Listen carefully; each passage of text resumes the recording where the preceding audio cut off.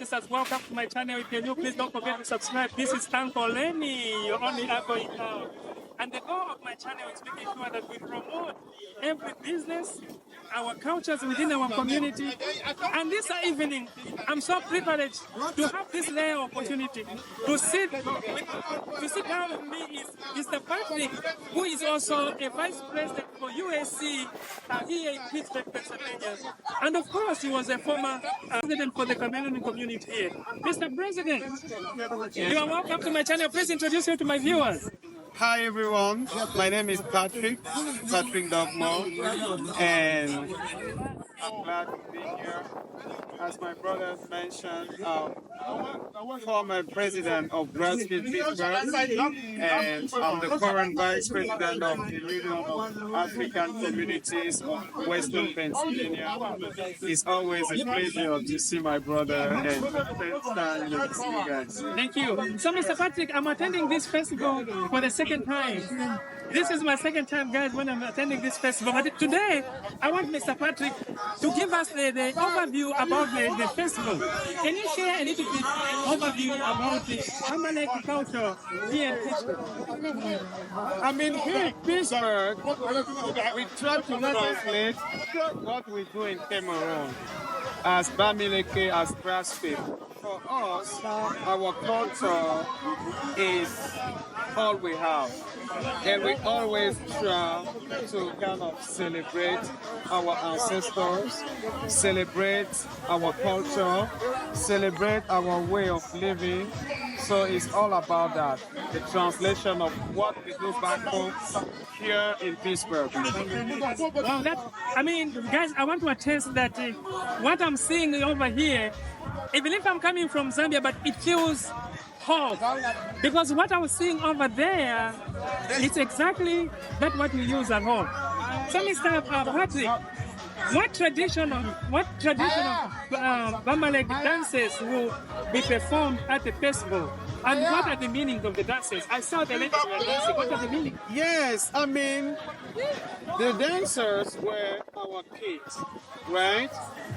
And most of them were born here in the US. And it takes a lot of training. And if you pay attention, you realize that they were dancing our traditional dance. Grassfield Bamileke traditional dance. And that was a mix of more than one dances, right? It was a mix of, Bensikin, traditional Bensikin, and a little bit of other folkloric dances. And we tried to put that together as one piece. And I think it was amazing. So, it's amazing. One thing that really touches me about when attending this festival is that it starts from the young to the grandmothers attending this function. So you can tell that this function, it's something that is passed on to the children even if they are born in diaspora, right? Yes. That's what we are trying to do. We are trying to teach them so that they can take over when we are going to be tired or when we are going to retire. So, and it's also about, keeping that flame, right? And kind of making sure that our kids don't forget where they are from. Even though most of them were born here in the US, they should always remember that they are from the Grassfield, and that's a part of the root. And I think that's fundamental in someone's life. When you know where you are coming from, there's no way you are going to get lost. So, Mr. Patrick, what are your personal connections with the Maleke culture, and how has it influenced your life? I mean, brother, you know me. You know how I do my thing. It's all about being myself, knowing where I'm coming from, be real, not fake. And that's how we do Bamileke, right? And my culture, my tradition has been, how can I phrase that? I don't even know how I can qualify. That's part of me, that's part of us. That's very, very, it's very, very deep, and we just don't play with that, right? We have to make sure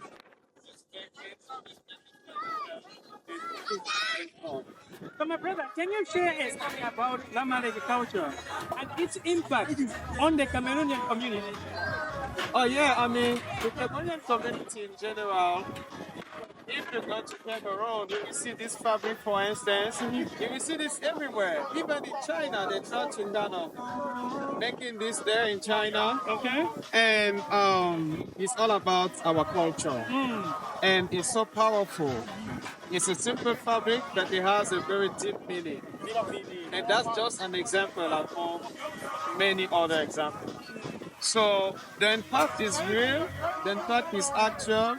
You can see the food, the drink, the dances, and if you go to Cameroon, you will see how people act when it comes to, to Bamileke. And everywhere where you will see 1, 2, 3 Bamilekes, they will get together and they will do the same thing. Wow. Yeah. And brothers and sisters, I wanted to tell you that one thing that I've learned about Cameroonians, they are proud of where they have come from. They are proud about their outfit.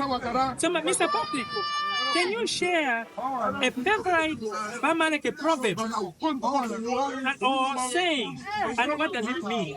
Do you have a proverb in Bamaleke? We have so many proverbs, so many.